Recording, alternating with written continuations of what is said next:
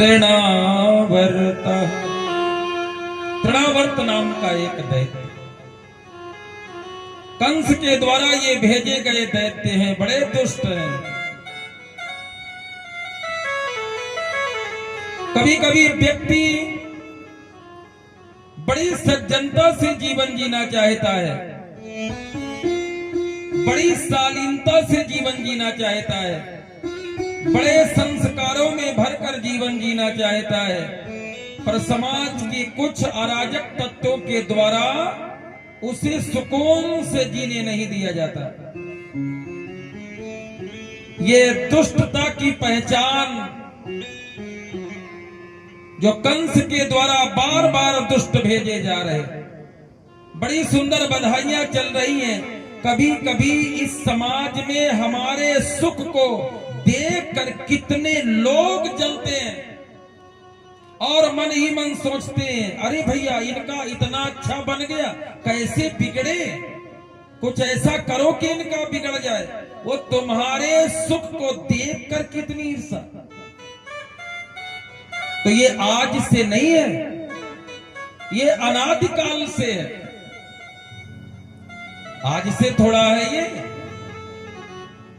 बाबा नंद के यहाँ बधाइयां बज रही हैं, माता यशोदा के यहाँ बधाइयां बज रही हैं, और इन दुष्टों को, इन राक्षसों को ये अच्छा नहीं लग रहा। कहीं पूतना को भेज रहे, तो कहीं तृणावर्त को भेज रहे, कहीं सक्टासुर को भेज रहे, ताकि तुम्हारे यहाँ सुख से कोई रह न पाए।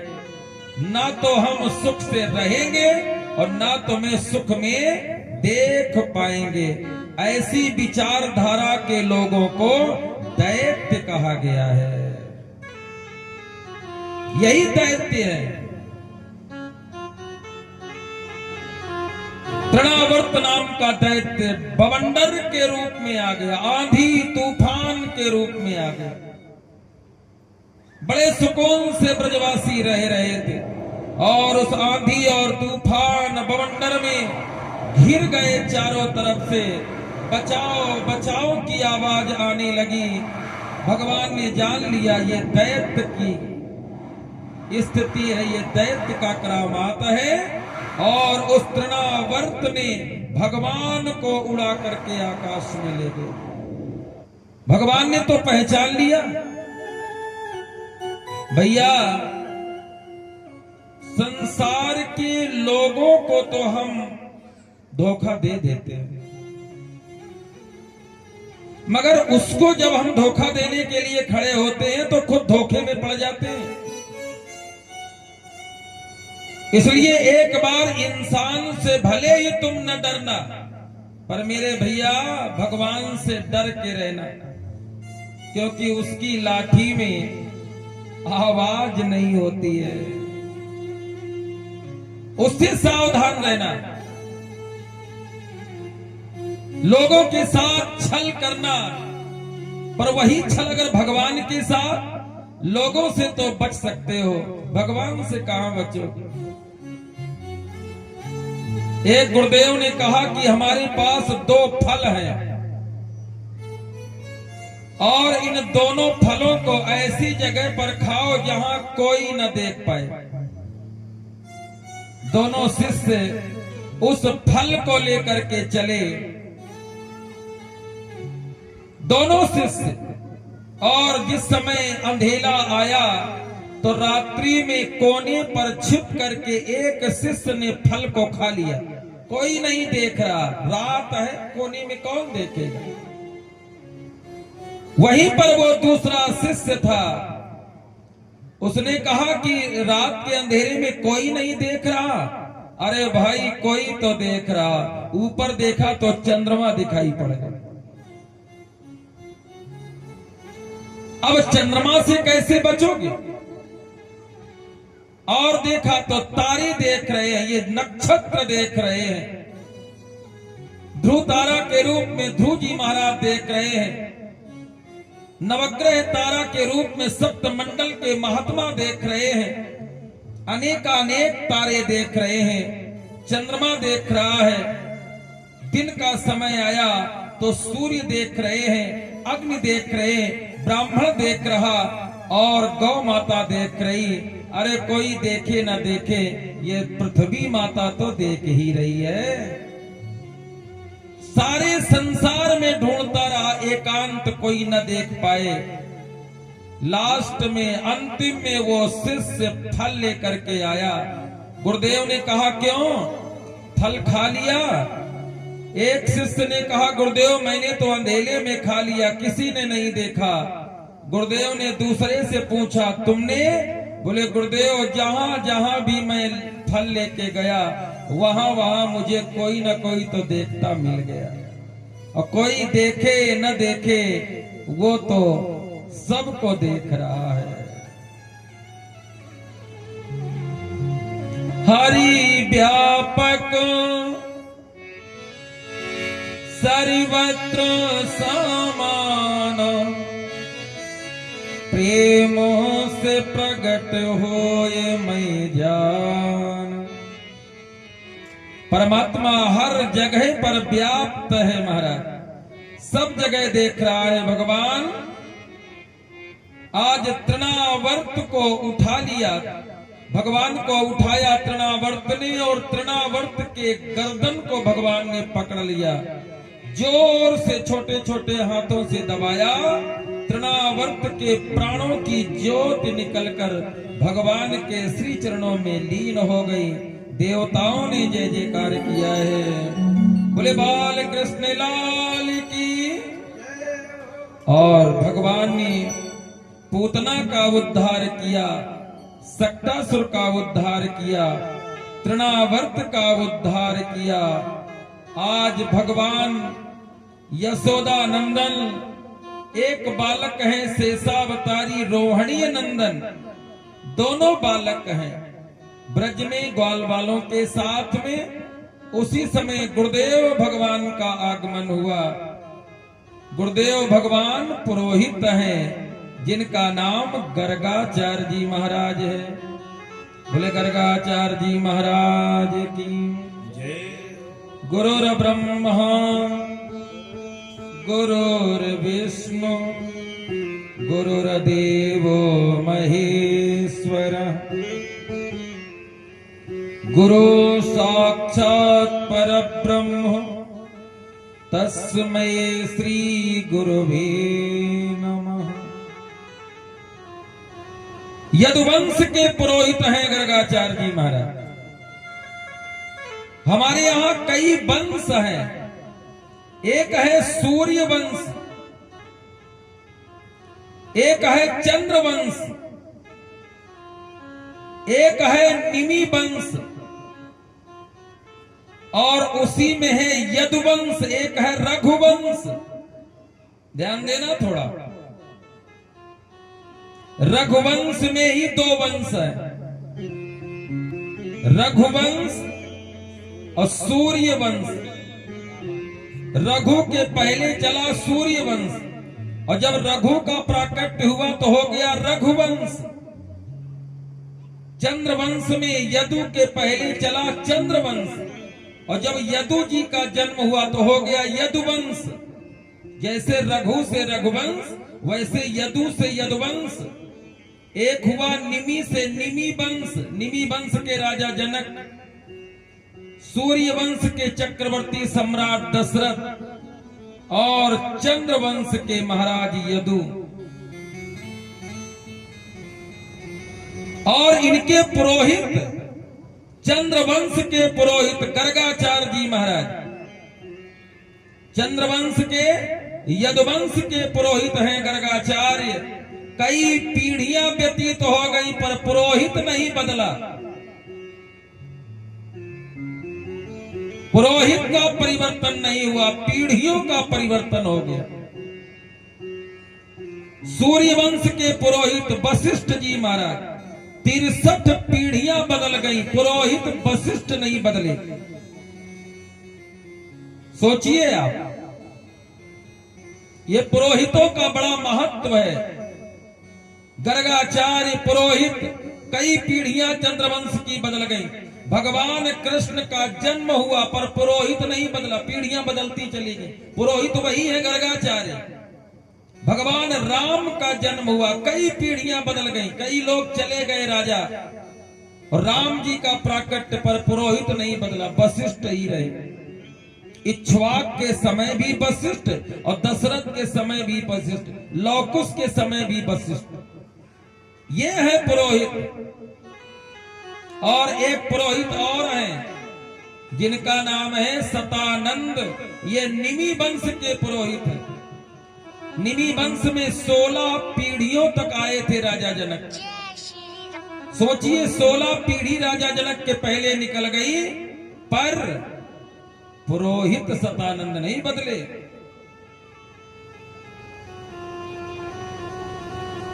और एक वंश आगे चला, नंद वंश। नंद वंश के भी पुरोहित हुए जिनका नाम था सांडिल्य मुनि। ये 4 ब्राह्मण ऐसे हैं जिन्होंने पीढ़ियां बदल दी पर स्वयं नहीं बदले। गर्गाचार्य जी, सतानंद जी, सांडिल्य मुनि और वशिष्ठ जी महाराज। जिस समय गर्गाचार्य जी को देखा बड़े ही प्रसन्न हुए बाबा नंद, माता रोहिणी, यशोदा मैया, और अपने बालकों को लेकर गर्गाचार्य जी के चरणों में डाल दिया।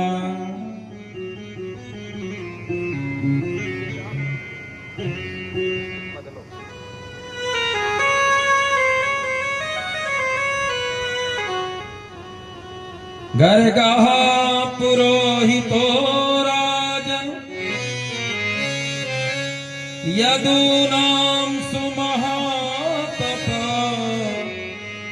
ब्रजम जगामनन्दस्य वसुदेव प्रणोदिता।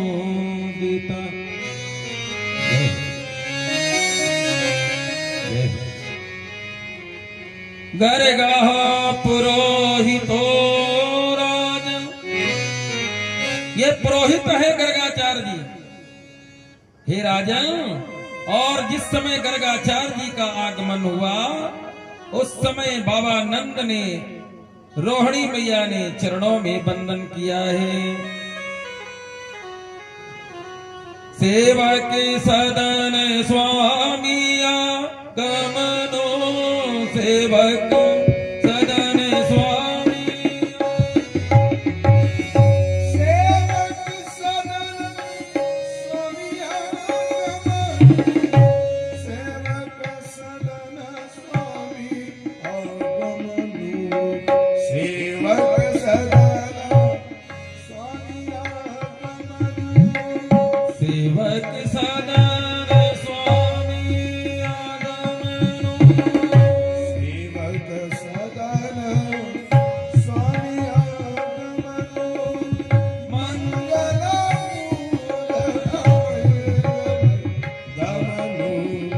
सेवक सदन स्वामी आगमनो, सेवक सदन,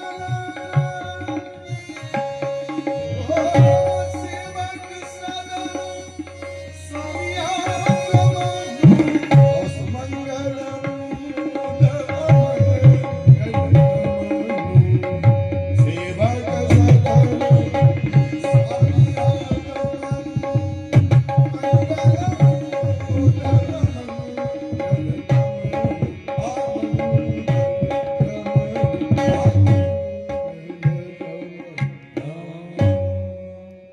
सेवक के यहाँ अगर स्वामी का आगमन हो जाए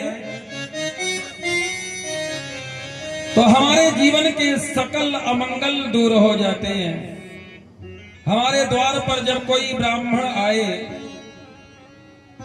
कोई महापुरुष आए, तो हमें उनके चरणों का प्रक्षालन करना चाहिए। गर्गाचार्य जी को देखकर सभी ने वंदन किया। गर्गाचार्य जी ने कहा, बड़ा स्वागत कर रहे हैं आप। बाबा नंद ने कहा, बाबा हमारे दोनों छोटे छोटे बालक हैं और हमारे बालकों का आप नामकरण संस्कार कर दीजिए। हमारे यहाँ 16 श्रृंगार भी है और 16 संस्कार भी है। हमारे पूर्वज कहा करते हैं कि जब भी कोई संस्कार आप करवाएं तो ब्राह्मण को अवश्य बुलाएं, अपने मान्य पक्ष को अवश्य बुलाएं। हमारे यहां चूड़ाकरण का संस्कार, जिसे मुंडन संस्कार, कर्णभेद संस्कार, अन्नप्राशन संस्कार, विद्यारंभ संस्कार, समावर्तन संस्कार, यज्ञोपवीत संस्कार, विवाह संस्कार, अरे ये संस्कार जब हों तब किसी सदगुरु के द्वारा, किसी संत के द्वारा, किसी ब्राह्मण के द्वारा होनी चाहिए। आज नामकरण संस्कार है। वशिष्ठ जी ने भी भगवान राम का नाम राम रखा, चारों भाइयों का नामकरण किया। तो ये हमारे यहाँ की परंपरा है। जब हम अपने बालकों का संस्कार करवाएं तो निश्चित ब्राह्मण के द्वारा ही करवाना चाहिए। आज ब्राह्मणों को बुलाया और गर्गाचार्य जी ने सुंदर नामकरण किया है। इनके नाम अनेक अनूप, इनके नाम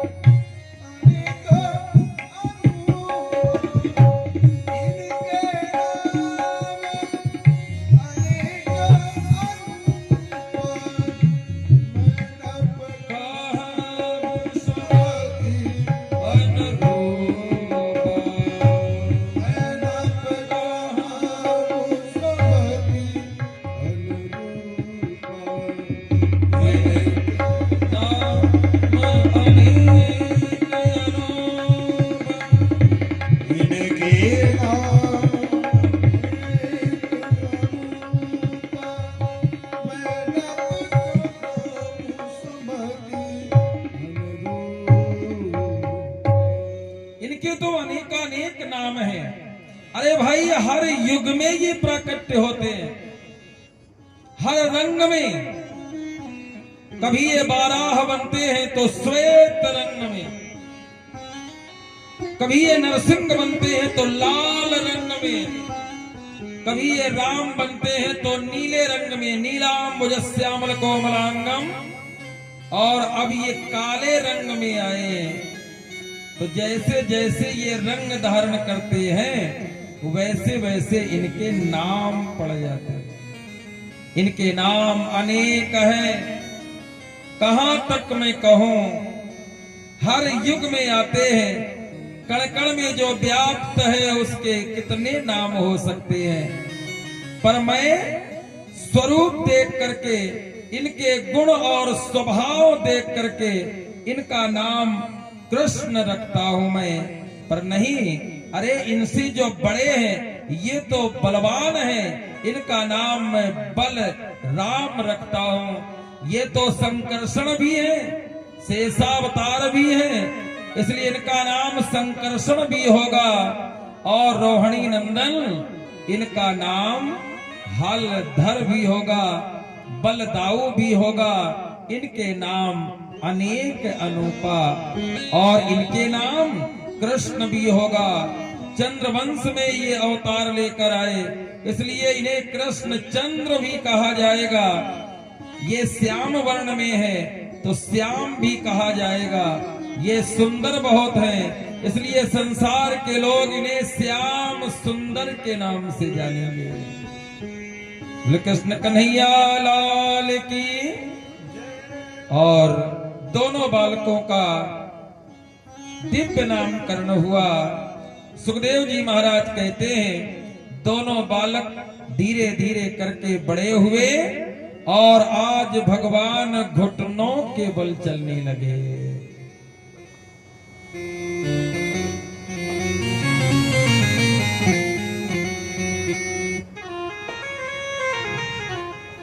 घुटनों के बल भगवान चल रहे हैं। एक दृश्य मुझे याद आता है रामचरितमानस का। भगवान राम भी घुटनों के बल चल रहे हैं और भगवान श्याम भी घुटनों के बल चल रहे हैं। एक दृश्य को खींच रहे हैं गोस्वामी तुलसीदास जी महाराज। राम जी का दृश्य पूज्यपाद स्वामी गोस्वामी जी महाराज दृश्य को खींच रहे हैं और एक तरफ भगवान सुखदेव जी खींच रहे हैं उस दृश्य। दोनों में अंतर बड़ा सुंदर। भोजन करत बोल जब राजा नहीं आवत तजी बाल समाज। ये दोनों पक्षों को आप ध्यान में रखें, राम जी का पक्ष और कृष्ण जी का पक्ष। महाराज दशरथ बुलाते हैं तो राम जी नहीं आते। नहीं आवत तज बाल समाज। यहां वो दृश्य देखें, जिस समय बाबा नंद बुलाते हैं उस समय भगवान श्याम सुंदर नहीं आते। नहीं आवत तज बाल समाज। बड़ा विचित्र दृश्य है। पिता बुला रहे हैं, भगवान नहीं आ रहे। और जब माता बुलाने गई, कौशल्या जब बोलन जाही। और जिस समय मां कौशल्या ने बुलाया, जिस समय मां यशोदा ने बुलाया, तो वही परमात्मा। नहीं आवत तज बाल समाजा, वही परमात्मा। कौशल्या जब बोलन जाए तो ठुमकी प्रभु चलिए पराई। आज घुटनों के बल परमात्मा चल रहा है। बड़ा मार्मिक दृश्य है। क्या पिता का सम्मान पुत्र के लिए माता से बढ़कर नहीं हो सकता? होना चाहिए भाई। माता और पिता पुत्र के लिए तो दोनों बराबर हैं। तो फिर यहां भगवान के द्वारा यह दृश्य दिखाया जा रहा है। बड़ा आश्चर्य है। बाप बुलाए बेटा ना आए, मां बुलाए तो बेटा दौड़ के आ जाए। ये क्या है? एक पिता की बात को काट देना और माता की बात को स्वीकार कर लेना।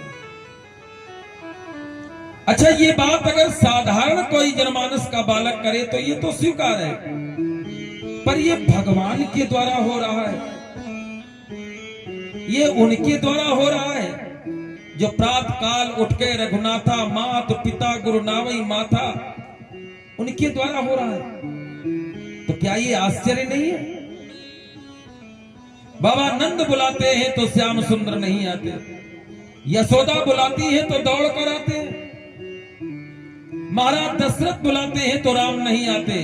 कौशल्या बुलाती है तो घुटनों के बल चलकर आते। ये बात समझ में नहीं आ रही।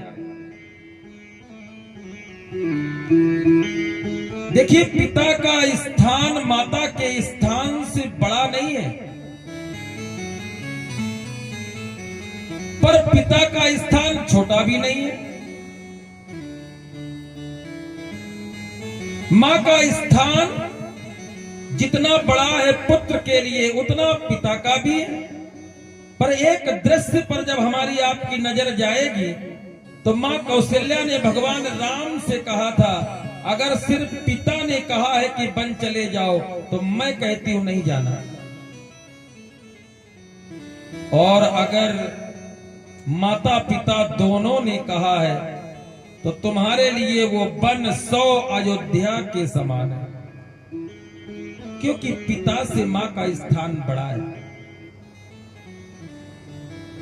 तो यहां पर एक पिता बुला रहा, स्थान तो बड़ा है पिता का, मां का भी स्थान बड़ा है, पर इतना अंतर। तब संतों ने उत्तर किया, दशरथ ज्ञान का स्वरूप है, बाबा नंद ज्ञान के स्वरूप है, पिता ज्ञान का स्वरूप होता है और माता भक्ति की स्वरूपणी होती है। साधारण भाषा में अगर आप समझना चाहें तो जिस समय बाप कहा जाता है उस समय बेटे का मुंह बंद हो जाए, बाप पा कहिए दोनों ओर बंद हो जाए, बाप के सामने बेटे का मुंह बंद हो जाता है, बाप। और जहां बेटा माँ के सामने तो माँ अपने आप मुंह खुल जाता है। जिसके सामने बेटे का मुंह खुल जाए वो माँ है, और जिसको देख के बेटे का मुंह बंद हो जाए वो बाप है। अब बेटे की नजर में कौन बड़ा है? अब इससे बढ़िया उदाहरण हमारे पास है भी नहीं। वो माँ है जिसके सामने बेटे का मुंह खुलता है, माँ ज्ञान का स्वरूप है। जब जब भी तुम ज्ञान का अहंकार लेकर के परमात्मा को बुलाने जाओगे तब तब परमात्मा अनसुना कर देगा। पर यशोदा की तरह, नंद बाबा यशोदा की तरह, कौशल्या की तरह जब भक्ति के साथ जाओगे तो परमात्मा घुटनों के बल चल करके आएगा। हाथ में माखन धूल भरा जय है। घुटुरन चलत मेरो मन मोहन। हाथ में माखन धूल भरा जय हो।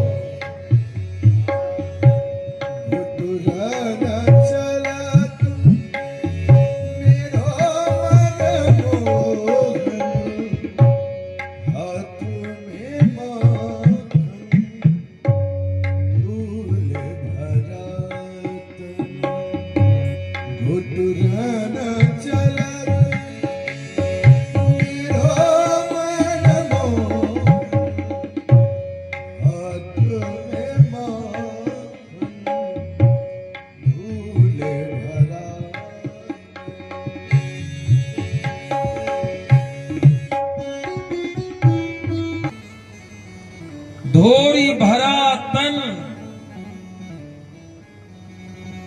धोरी भरे अंग, सोहत श्याम जो। कैसी बनी सिर चूनर चोटी, खेलत खात फिरत अंगना। पग पैजनी बाजत पीर कछोटी। वाछवि को रस खान बिलोक, वारती काम कला निधि कोटि। कागी के भाग्य को का कहिए, हरि हाथ से ले गयो माखन रो। हाथ में माखन, तन धूरी भरे तन, देख करके ये गोपिकाएं मनमुग्ध हो रही हैं। नंदलाल नंदलाल नंदलाल, ये नंदलाल निहार निहार लिए जब ते, निज देह न गेह संभारन दे। आंखों में झगड़ा हो गया, धर धीरज बोल उठी बरनी। पद नीरज की रज झारन दे। ये पुतली कहे सामने से हट जा, असुआ कहे पाए पखारन दे। ये पलके कहे मूंद लो, पलके कहती है मूंद ले मोहन को। अरे पलके कट कर गिर जाओ, जितनी देर तुम पलक झपकती हो उतनी देर श्याम सुंदर का दर्शन नहीं होता। ऐसा लगता है मानो एक कल्प व्यतीत हो गया। पल के कहे मोहन को ये अखियां कहीं और निहारन दे। आंखें कहती और निहारन दे। निहारन माने निहारन, निहारन भी एक देखने का प्रकार है। हमारे यहां एक नेग होता है निहारन। निहारन देखना, बिलोकना, घूरना, ताकना, ताड़ना, निहारना, ये देखने के प्रकार है। किसी को देखा जाए आंखें वही है, और किसी को घूरा जाए आंखें वही है। कमाल है देखने का कमाल। किसी को घूरा जाए झगड़ा होगा, किसी को देखा जाए प्रेम होगा, और किसी को ताड़ा जाए आंखें वही है। ईर्षा को जन्म दे देंगे। ताड़ना बोले वो तो हमें ताड़ रहा था, देख ही रहा है। देखने के प्रकार में भाव का परिवर्तन, प्रेम से देखना, निहारना एक नेग। निहारना, निहारना माने देखना, ये निहारना होता है। पहली बार जब बहू दरवाजे पर आती है तो उसका निहारन होता है। निहारना पहली बार देखना। वर के साथ जब वधू विदा होकर के माँ बाप के द्वार पर, उस समय वो माताएं निहारती हैं। क्यों? पहली बार देखने का नाम निहारना है। पुत्र को पुत्र वधू के साथ पहली बार माँ देखती है तो सबसे पहले स्वर्ण की थाल में आरती सजा के निहारती है। माताएं गाना गाती हैं, सोने का सूपा सरैया माता निहारई रे। निहारना माने देखना। ये भी गीत आता है, ऐसा ना सोचो गड़बड़ सड़बड़ पंडित नहीं। ये भी गाना कहो तो पूरा सुना। अबे तो हमने हरे बांस मंडप छाए गाया ही नहीं है? हाँ कल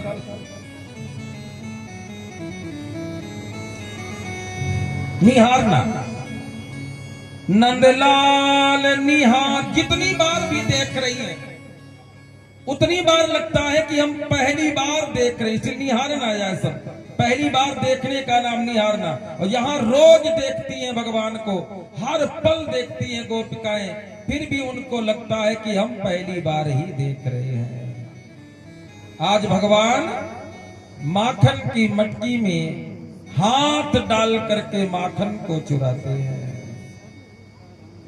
ये मन रूपी माखन को चुराते हैं।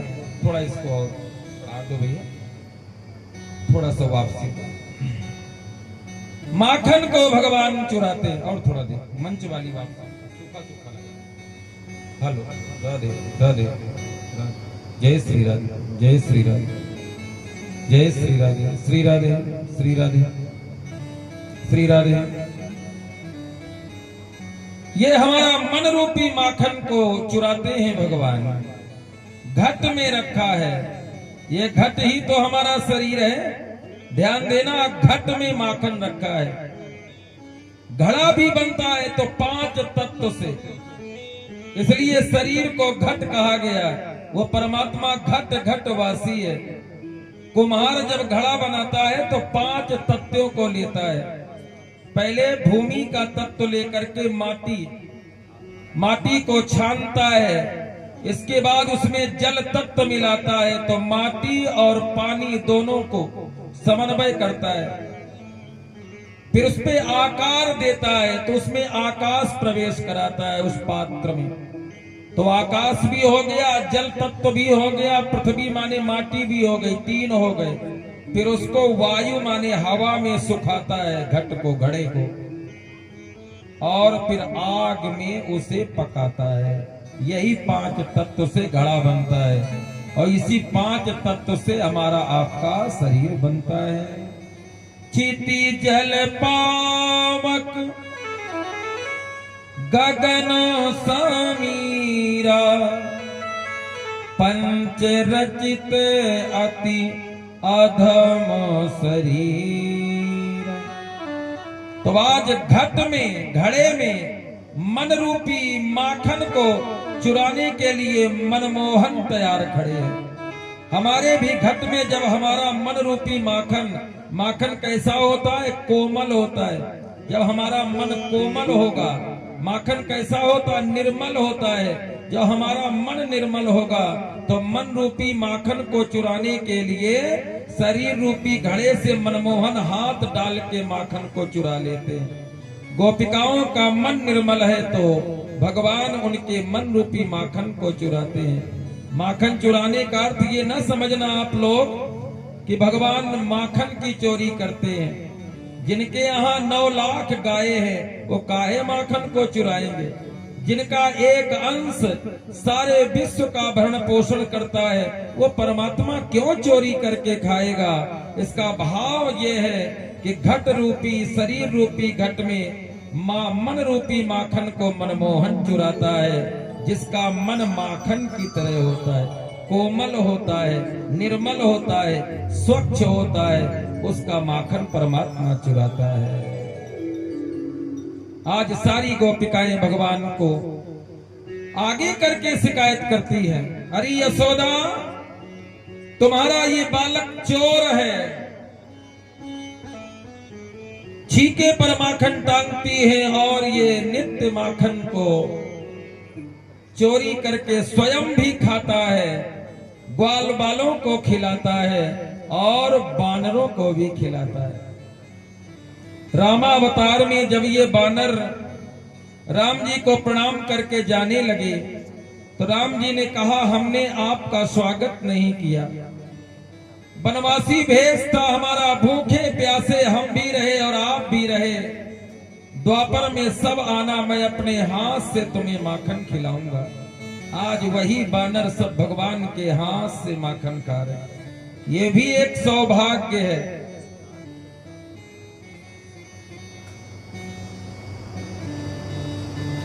ये भी एक सौभाग्य है।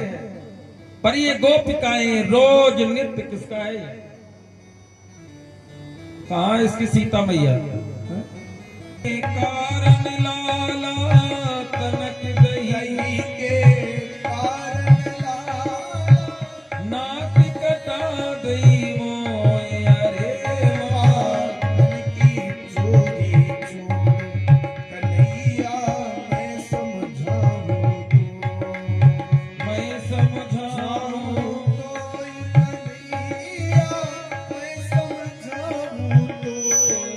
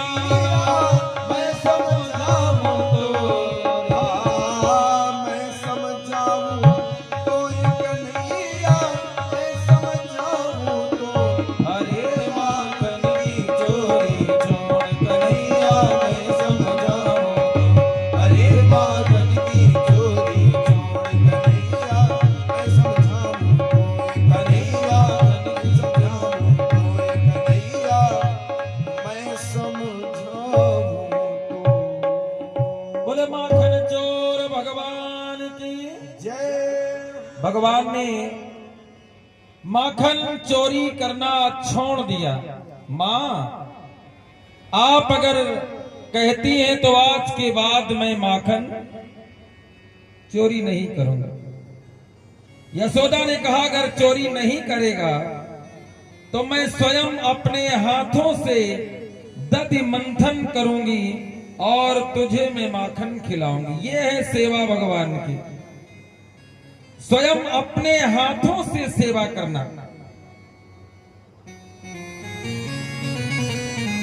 भगवान की सेवा भी हो तो अपने हाथों से। आज के समय में हमारे धन की इतनी अधिकता हो गई है कि भगवान की सेवा में भी एक नौकर लगता है। भगवान की सेवा स्वयं करनी चाहिए। राजा अम्बरीश का चरित्र हम आप सब लोग सुनते हैं। सवई मनः कृष्ण पदारविंदयो वचांसि वैकुंठ गुणानुवर्णने करौर हरेर मंदिर मार्जनादिशो श्रुतिम चकारा सत्कथोदय। अब आप सोचिए, अपने हाथों से मंदिर में पोछा लगाते हैं। कौन लगाता है मंदिर में पोछा? अम्बरीश राजा लगाते हैं।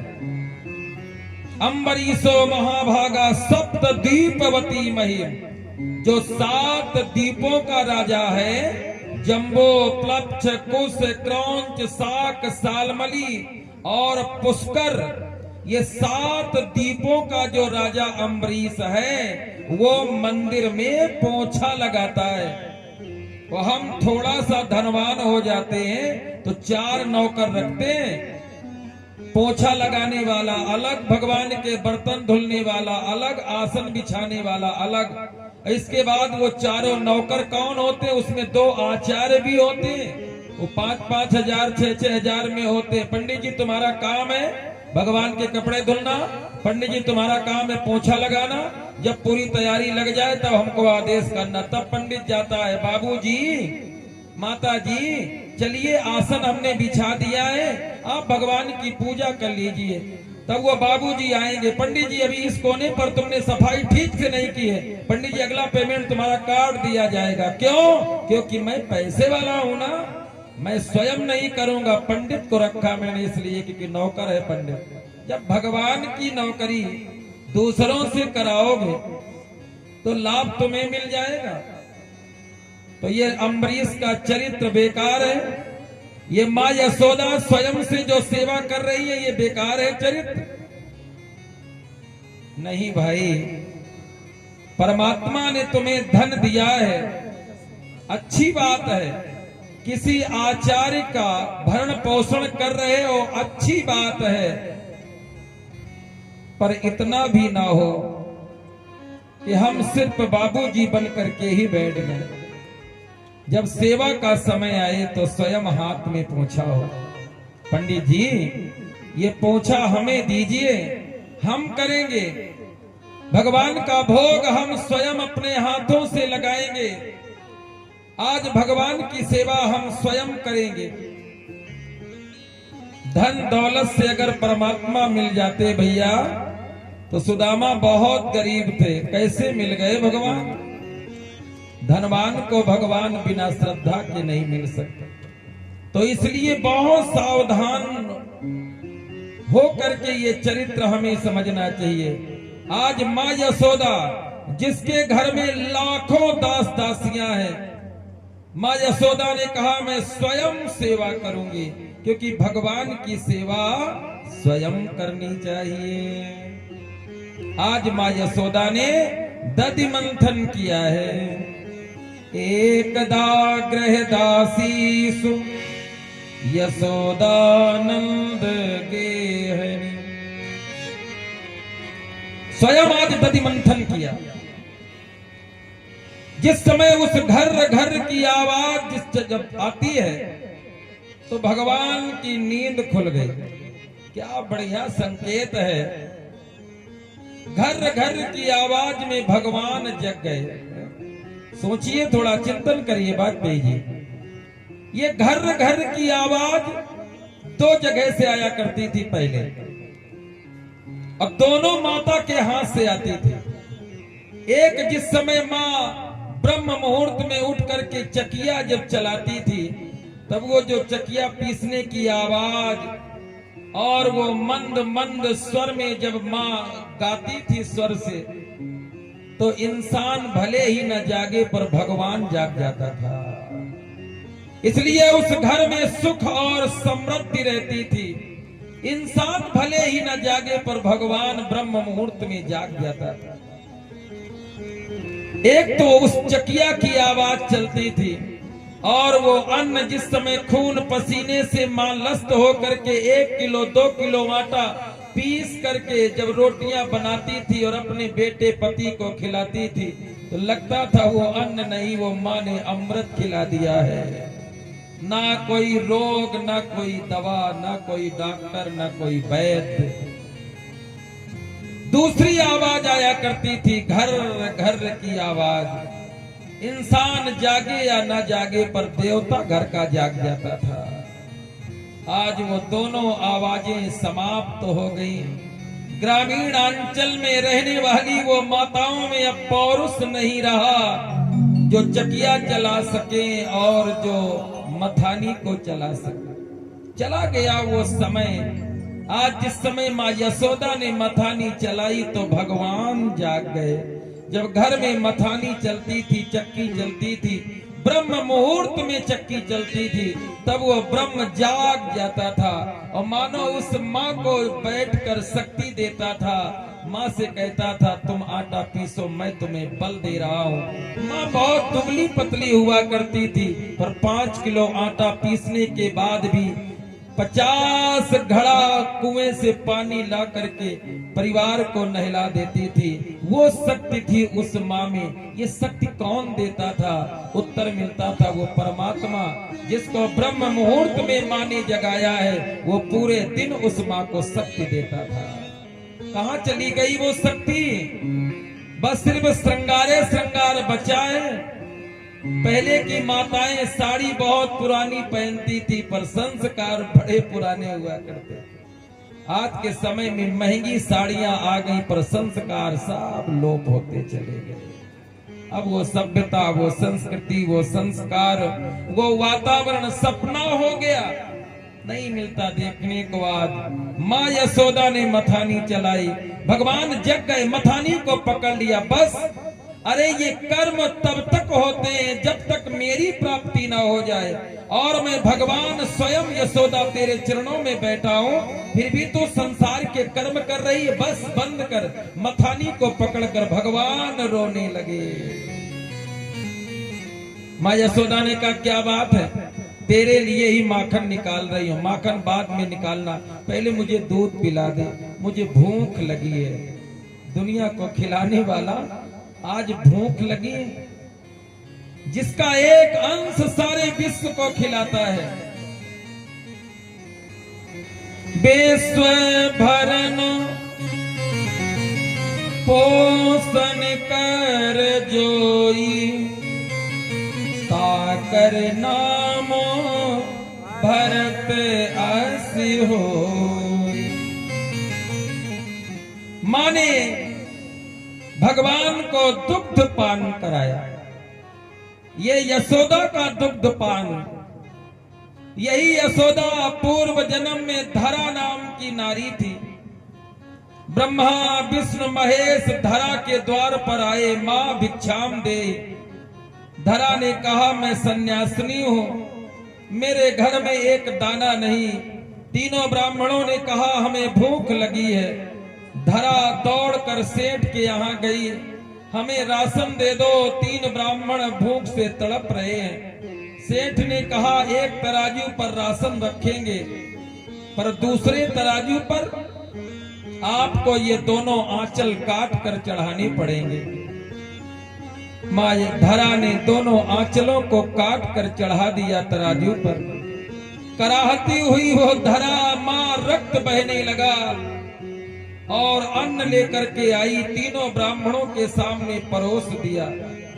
जिस समय नारायण की थाली में भोजन परोसने लगी, आंचल से रक्त की धारा निकलकर थाली में भर गई। भगवान नारायण ने कहा धरा ये तूने क्या किया?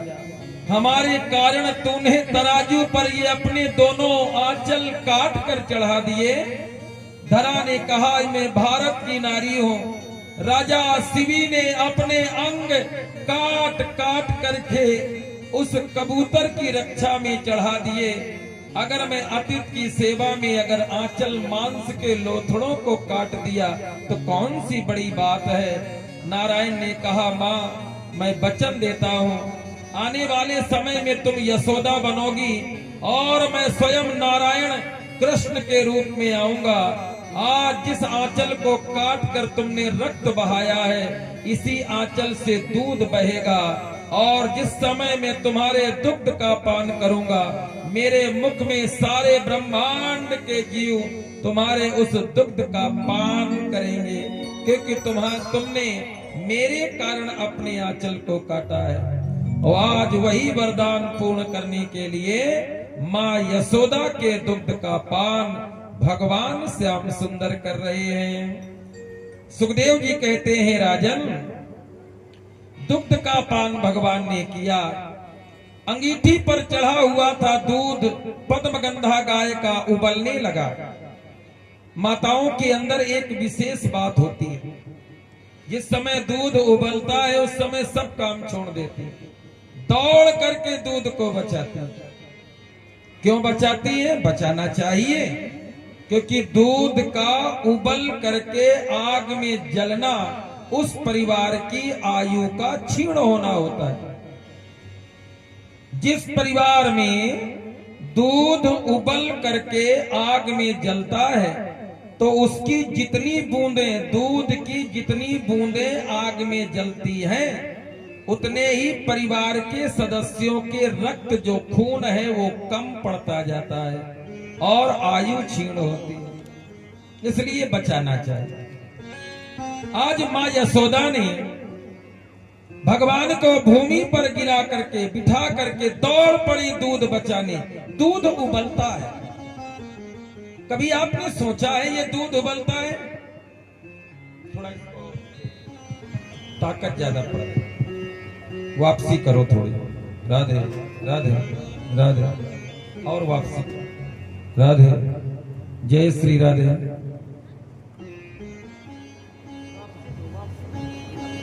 जय श्री राधे, जय श्री राधे, जय श्री राधे। जब तक क्षमता होती है तब तक मैं उधर मुड़ता भी नहीं।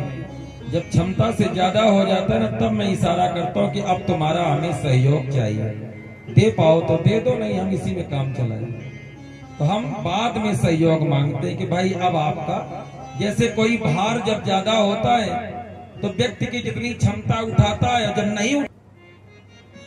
एक बार मैं सोचने लगा कि ये दूध उबलता क्यों है।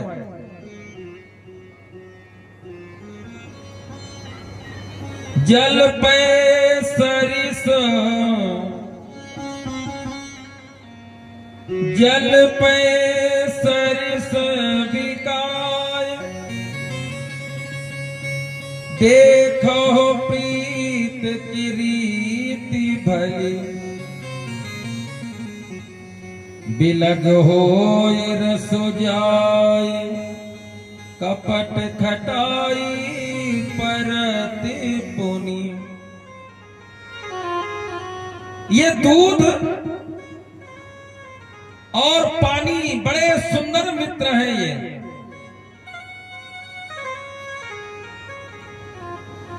ये एक बार पानी बह रहा था, दूध को देख करके पानी ने कहा, दूध तुम्हारी बड़ी कीमत है। क्या कर रहे हो भाई? क्या हो रहा है? ये उछल कूद क्यों कर रहे हो? कीमत है। तो दूध ने कहा, तुम चाहते क्या हो? पानी ने कहा, अपनी कीमत दे दो। दूध ने कहा, चलो आज के बाद मैं तुम्हें अपनी कीमत दूंगा। ये है मित्रता, ये मित्रता है। आज के बाद मैं अपनी कीमत दे दूंगा। और दूध ने पानी को अपने में मिला लिया। पानी बड़ा प्रसन्न हुआ। पानी की कीमत कितनी हो सकती है? 10 रुपए, 20 रुपए, और दूध की कीमत 100 रुपए, 90 रुपए। वही 1 लीटर पानी लेने जाओ मार्केट में, बाजार में 20 रुपए का मिले, और दूध लेने जाओ ओरिजिनल असली दूध जिसमें 1 बूंद पानी भी ना हो तो 90 रुपए। 60-50 वाले में विश्वास न करना, सब मामला गड़बड़ है। 90 रुपए कहा, 20 रुपए की कीमत 90 रुपए पहुंचा दिया।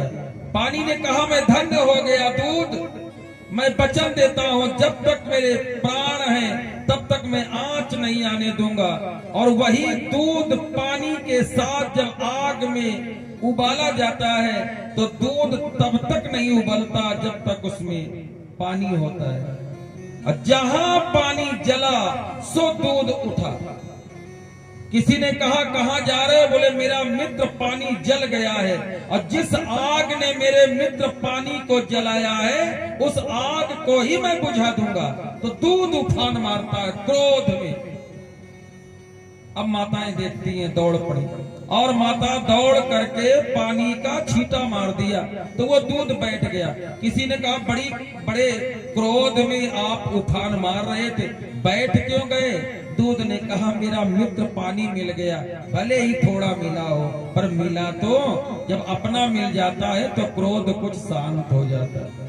बैठ गया दूध, फिर वो पानी जला। पानी ने कहा मैं आ गया हूं मित्र, चिंता न करना। और ये क्रम चलता रहता है, पानी मिलता रहता है, दूध शांत होता उफलता है। और आने वाले समय में जब दूध की स्थिति बदल जाती है तब उसका एक रूप बनता है। किसी ने कहा अरे दूध, तुम्हारा रूप तो बड़ा विशाल था, तुम सिकुड़ते सिकुड़ते बड़े छोटे रूप में आ गए, क्या बन गए हो? दूध ने कहा मेरा विशाल रूप छोटे में परिवर्तित हो गया, अब मेरा नाम खोया हो गया। तो तुमने खोया क्या है जो तुम्हारा नाम खोया? तो दूध कहता है मैंने अपने मित्र पानी को खोया है, इसलिए मेरा नाम खोया है। जिसने जीवन पर्यंत मेरा साथ दिया वो सच्चा मित्र जब खो जाता है तो कितना भी व्यक्ति विशाल हो सिकुड़ कर छोटा हो जाता है। तो आज दूध उफान मार रहा है। माँ यशोदा ने दूध उतारा। भगवान ने कहा अरे ब्रह्म जिसकी गोद में बैठा हो और वो दूध के लिए मुझे नीचे उतार दिया। क्रोधित हो गए भगवान और पत्थर से जितनी भी मटकियां थी सभी को फोड़ डाला। ये बड़ा विचित्र ग्रंथ है। ये चरित्र हमें बहुत सुंदर शिक्षा देता है। परमात्मा कहते हैं जब मेरी प्राप्ति हो जाए तो इस नाशवान संसार की वस्तुओं में आसक्ति मत रखो।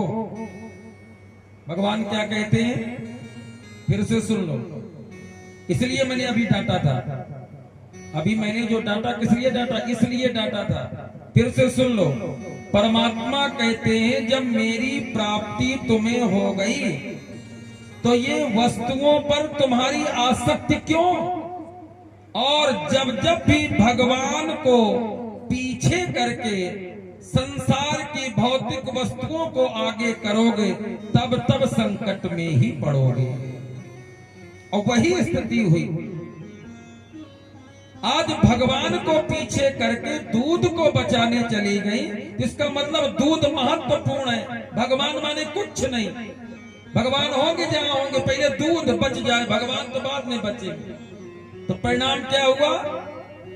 पद्मगंधा गाय का दूध भी गया, जितनी मटकियां थी उसमें दही भरा था वो भी गया, और भगवान भी यशोदा से दूर हो गए। मिला कुछ?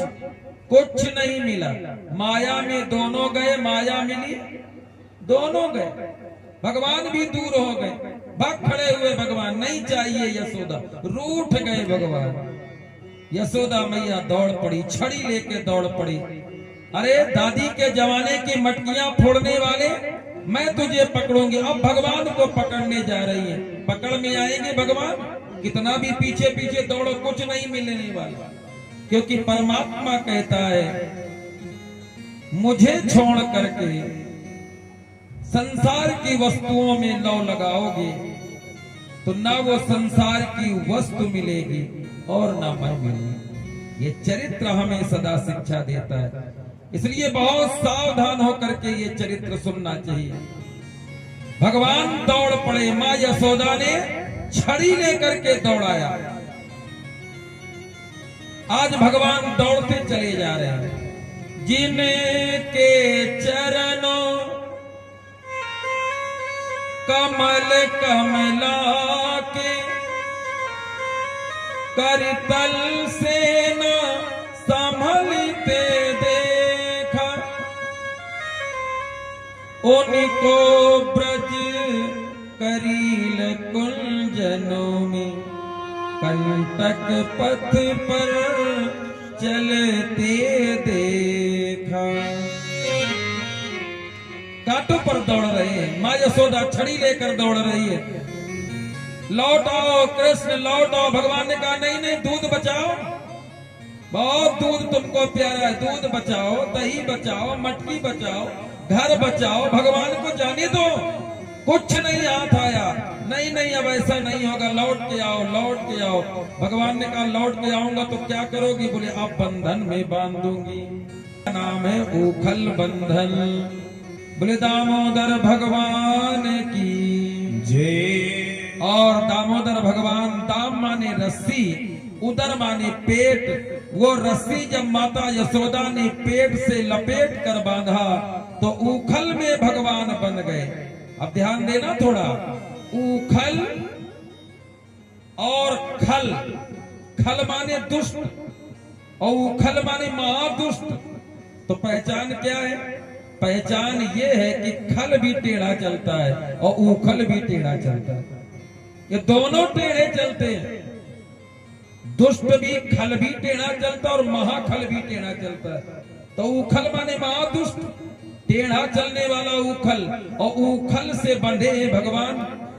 तो दुष्ट व्यक्ति अगर भगवान की प्रेम की रस्सी से बंध जाता है तो वो भी सुधर जाता है। तो ये ऊखल जो टेढ़ा चल रहा था, ये चल ये टेढ़ा ही रहा है। मिटई न मलिन स्वभाव अभंगु। ये जो टेढ़ा टेढ़ा चल रहा है ऊखल, वो टेढ़ा चलना उसने बंद नहीं किया। पर ध्यान देना, भगवान से जब ये उल्टा ऊखल जब जुड़ा, उल्टा सीधा चला, ठीक है, पर दोनों वृक्षों के बीच में फंस गया। और जब फंस गया तो एक झटका भगवान ने दिया तो दोनों वृक्ष तड़ तड़ की आवाज करके गिर पड़े। उन दोनों वृक्षों से दो महापुरुष प्रकट हुए। ये बड़ा सुंदर चरित्र है। ऊखल माने दुष्ट, दुष्ट माने टेढ़ा चलने वाला, और टेढ़ा चलने वाला ऊखल अगर भगवान की प्रेम रूपी रस्सी में बंध जाता है तो ये ऊखल के द्वारा, दुष्ट के द्वारा भी किसी का उद्धार हो जाता है। तो दुष्टों के द्वारा भी उद्धार होता है। वो दुष्ट भगवान से जुड़ जाए तो उद्धार है। तो भले ये टेढ़ा चल रहा है, स्वभाव में इसके टेढ़ा ही है, पर भगवान का संग पाकर के जो जड़ थे, जो पेड़ थे, जो श्रापित थे, उनका उद्धार ऊखल से हो गया, खल से हो गया। तो खल से कहीं उद्धार होता है? होता है। अगर वही खल भगवान से जुड़ जाए तो हो जाता है। तो हो गया। अब दोनों वृक्षों से दोनों देवता। भगवान ने कहा कौन है आप? अभी तो पेड़ थे, अब तो देवता बन गए। तो दोनों ने कहा वारुणी मदिराम पीत्वा मदा घोर्णित लोचनो। वारुणी नाम की मदिरा का पान करके हम जल में स्नान कर रहे थे। नारद जी ने हमें निर्वस्त्र देखा, श्राप दे दिया, वृक्षों की तरह खड़े हो जाओ, वृक्ष बन जाओ। भगवान ने कहा हो कौन? दोनों ने कहा हम नलकूबर और मणिग्रीव दोनों भाई हैं। हमारे पिता कुबेर जी हैं, हम कुबेर के दोनों बेटा हैं। नारद जी के श्राप से आज वृक्ष बन गए। हे नारायण, आपने बड़ा उपकार किया जो हमें वृक्ष योनि से देव योनि प्रदान कर दी। दोनों वृक्षों का भगवान ने उद्धार कर दिया। बोलिए नारायण भगवान की। अब ये वृक्षों के टूटने की आवाज जब आई, सभी ब्रजवासियों ने कहा भैया, जब से हम वृंदावन, जब से हम गोकुल में रहे, कहीं पूतना, कहीं सट्टासुर, कहीं तृणावर, बड़े बड़े उपद्रव होते रहे। अब तो ये वृक्ष ही टूटकर आंगन के गिर पड़े। अब एक काम करो, अब यहाँ रहना ठीक नहीं है, अब चलते हैं कहाँ? बोले वृंदावन चलो। तो वृंदावन की यात्रा सभी लोग कर रहे हैं। वृंदावन में भगवान ने गोवर्धन पूजन करवाया है। यमुना के किनारे भगवान गिरिराज की तलहटी पर यमुना की यात्रा, वृंदावन की यात्रा भगवान कृष्ण के द्वारा समस्त ब्रजवासी भगवान के साथ वृंदावन चले। आइए हम लोग भी थोड़ा गुनगुनाते हुए वृंदावन की ओर चले।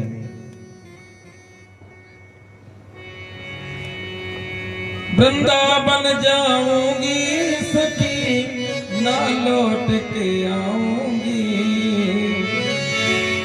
पहली बार गा रहा हूं। मेरी उठे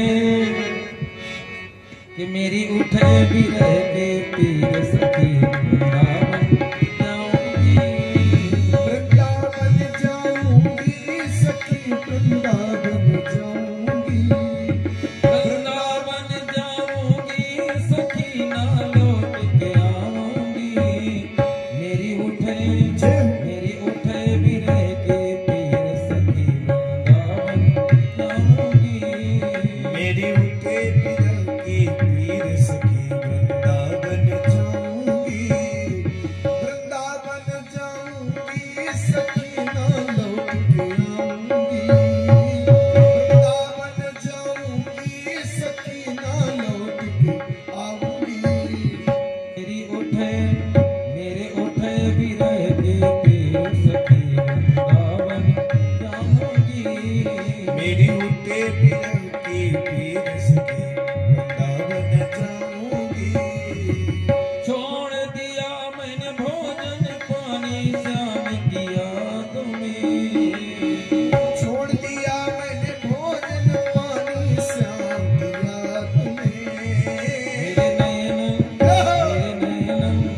मेरे नयन बरसे नीर सखी, वृंदावन जाऊंगी। मेरे नैन बरसे नीर सखी, वृंदावन जाऊंगी। श्याम सलोने सूरत पे दीवानी हो गई। श्याम सलोने सूरत पे दीवानी हो गई। अब कैसे धारो देर सखी, वृंदावन जाऊंगी। अब कैसे धारू धीर सखी, वृंदावन जाऊंगी। वृंदावन जाऊंगी सखी, वृंदावन जाऊंगी। वृंदावन जाऊंगी सखी, वृंदावन जाऊंगी। मेरे उठे भी रह के पीर सखी, वृंदावन जाऊंगी। मेरे उठे बिरह की पीर सखी, वृंदावन जाऊंगी। मेरे उठे भी रह के पीर सखी, वृंदावन जाऊंगी। मेरे उठे बिरह की पीर सखी, वृंदावन जाऊंगी। मेरे उठे भी रह के पीर सखी, वृंदावन जाऊंगी। मेरे उठे भी रह के पीर सखी, वृंदावन जाऊंगी। मेरे उठे भी रह के पीर सखी, वृंदावन जाऊंगी। बोले वृंदावन धाम की जय। प्रेम की पिपास देख देख निज प्रेमियों का, प्रेम का समुद्र सीमा तोड़ के बहाया है। भारत का भूषण तिलक तीनों लोकों का, भक्तों के निवास हेतु वृंदावन बनाया है। वृंदावन शोभन नहीं, नंदगांव सो गांव। बंसी बट सो बट नहीं, श्री राधे सो नाम। वृंदावन के वृक्ष को मरम न जाने कोई, डाल डाल और पात पात श्री राधे राधे हो। राधा रानी सरकार की जय। और वृंदावन में जा रहे हैं भगवान। गिरिराज की तलहटी पर अर्धचंद्राकार गाड़ी में समस्त ब्रजवासी निवास करने लगे। फल बेचने वाली ने आवाज लगाया, कोई फल ले लो, कोई फल ले लो। ये जीव अपने सुकर्मों के फल परमात्मा को अगर समर्पित कर दे तो उसका जीवन धन्य हो जाए। फल बेचने वाली ने संपूर्ण फल भगवान को दे दिया और भगवान ने उसकी टोकरी रत्नों से भर दिया। फल बेचने वाली पर भगवान ने कृपा किया। बकासुर अघासुर का उद्धार करते हुए आज ब्रह्मा के अभिमान को दूर किया। ग्वाल बालों के साथ बछड़ों को चराते हैं भगवान। ब्रह्मा ने ग्वाल बालों को चुरा लिया, भगवान के प्रिय मित्रों को चुरा लिया। भगवान कहते हैं मेरे भक्तों को जो मुझसे दूर करता है मैं उसे कभी क्षमा नहीं करता। आज भी ब्रह्मा सिर झुका करके वृंदावन में खड़े हैं और भगवान ने ब्रह्मा को क्षमा नहीं किया। क्यों? क्योंकि भगवान के मित्रों को भगवान से दूर ब्रह्मा ने कर दिया। भगवान कहते हैं मेरे भक्तों को मुझसे जो दूर करेगा उसका कल्याण कभी नहीं हो सकता है। 40 श्लोकों में ब्रह्मा ने स्तुति किया। आज भगवान ने देखा यमुना में सारी गौ माताएं यमुना के जल को पी करके मर गई। सारी की सारी गायें निष्प्राण हो गई। भगवान को रोना आ गया। विप्रधेन सुर संतहि लीन मनुज अवतार निज इच्छा निर्मित तन माया गुण गोपाल। गाओ विश्वस्य मातरा, गाय हमारी विश्व की माँ है।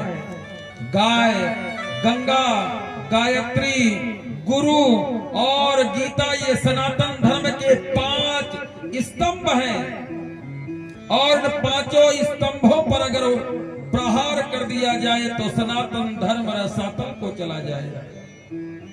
प्रथम में है गाय, गंगा, गीता, गायत्री और गुरु। ये है सनातन धर्म के 5 स्तंभ। आज गौ माताएं यमुना के जल को पी करके मर गई। भगवान रोने लगे। वहीं पर बैठकर संकल्प किया यमुना में जो जहर उगल रहा है ऐसे जहरीले काले नाग को मैं इस यमुना से निकाल करके ही रहूंगा। बस कदम्ब के वृक्ष में भगवान चढ़े, लगा दी छलांग और काली नाग को मर्दन करने के लिए काली दह में भगवान कूद गए। विलोक्य दूषिताम कृष्णा कृष्णा कृष्णा हि ना विभो तस्या विशुद्ध मन विच्छन सर्पम तमुदवासय। काली यमुना, काले कृष्ण और काला वो काली नाग और काली नाग से निकलने वाला जहर भी काला। यहाँ कितने काले हैं? यमुना भी काली, कृष्ण भी काले, काली नाग भी काला और उसके अंदर से निकलने वाला जहर भी काला। 4 काले। और काली नाग को मथने के लिए कृष्ण कूदे हैं। सारे ब्रजवासी रोने लगे। आबाल वृद्ध वनिता सर्वेंग पशुवृत्तया कृष्ण काली दह में कूद गए। दौड़ो दौड़ो सभी यमुना के किनारे। पर भगवान मंद गति से चलते हुए काली नाग के फण पर एक चरण का प्रहार किया। सोता हुआ काली नाग 101 फण धारण करके खड़ा हो गया और भगवान कृष्ण काली नाग का भयानक युद्ध प्रारंभ हो गया। काली नाग से युद्ध कर रहे हैं भगवान। एक छलांग लगाई, काली नाग के फण पर चढ़ गए और अपने पैरों से काली नाग के फण को कुचल रहे हैं। अरे राजन, बड़े बड़े नटवर देखे होंगे, नटों का खेल दिखाने वाले रस्सियों पर चलते हैं, पर काली नाग पर जो नृत्य करे ऐसा नटवर कहाँ मिलेगा। वराहा पीडम नटवर वपु, ऐसा नटवर कहाँ मिलेगा। काली नाग के फण पर जो नृत्य कर रहा है, तांडव नृत्य भगवान ने प्रारंभ कर दिया। एक बार तांडव नृत्य किया था भगवान भोलेनाथ ने, जिस समय रावण ने 17 श्लोकों में तांडव स्तोत्र का गान किया था। उस समय भगवान शिव ने तांडव स्तोत्र को सुन करके तांडव नृत्य किया, और आज भगवान कृष्ण काली नाग के फण पर तांडव नृत्य कर रहे हैं। तांडव गति तांडव गति मुन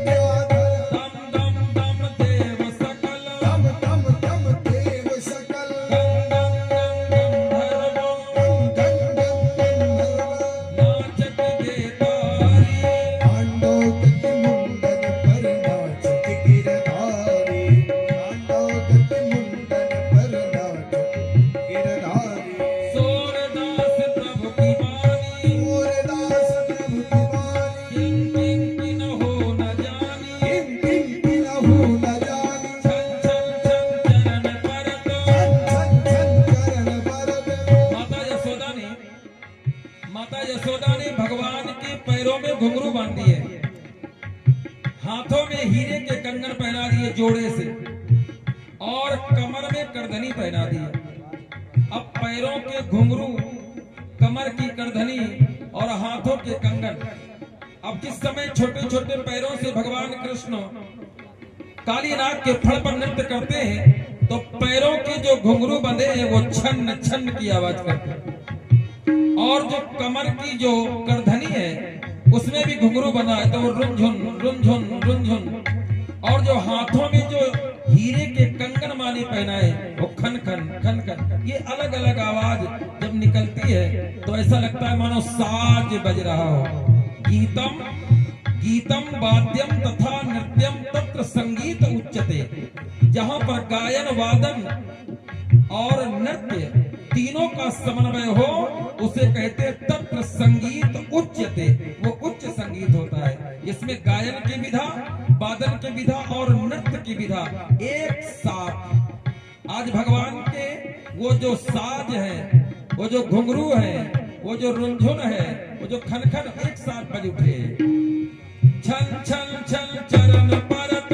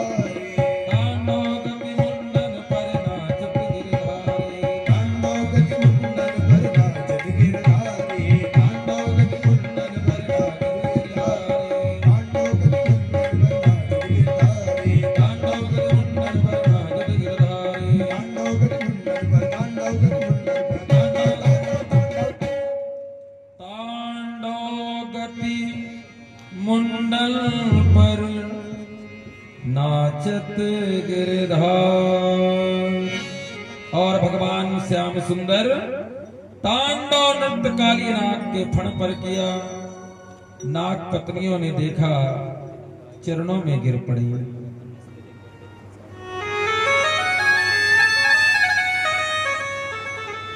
थोड़ी देर अगर और नृत्य करते रहोगे तो हमारे स्वामी चले जाएंगे। हे नाथ, हम आपको पहचान नहीं पाए। हमने आपको छोटा सा बालक समझा। नहीं नहीं, आप तो त्रिभुवन के स्वामी हैं।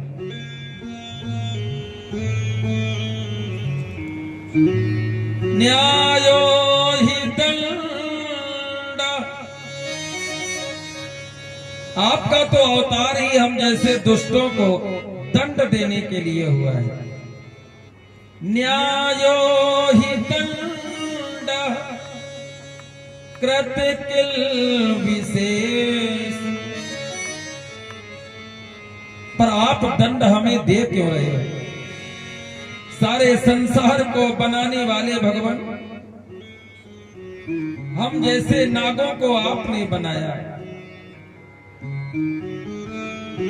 नागों में आपने ये जहर के 2 दांत दे दिए। अरे जब आप हमें बना रहे थे तो जहर के दांत क्यों दिया? अमृत के दांत दे देते, लोग हमें भी पालते। अरे महाराज, आप भगवान हो। काली नाग फण नीचे रख दिया भगवान के चरणों में। कोई कसर रह गई क्या? और एक बार नाच लीजिए। भगवान ने कहा और नाचेंगे तो मर जाओगे। काली नाग ने कहा बचा ही क्या है, थोड़ी जान बची है, मार डालो, क्या बचा। भगवान ने कहा अगर मारना होता तो जाने कब के तुम मर गए होते। मैं तुम्हें मारने नहीं आया, मैं तुम्हें समझाने आया हूं। ये यमुना रूपी जल, भक्ति रूपी यमुना को दूषित मत करो, क्योंकि यहाँ मुझे महारास करना है। यहाँ दिव्य दिव्य दिव्यात्माएं, दिव्य जीवात्माएं और उनके साथ मुझे एकाकार वृत्ति होकर के जीवात्मा आत्मा परमात्मा का एकाकार महारास करना है। और इस महारास में तुम्हारे जैसे प्रदूषित जहर उगलने वाले दुष्टों की आवश्यकता नहीं है। जाओ यहां से। काली नाग ने कहा कहां जाए? कहां जाए? जाऊं कहां तज चरण तिहारे, तुम्हारे चरणों को छोड़ करके कहां जाए? हम इतने बुरे हैं? आपने हमें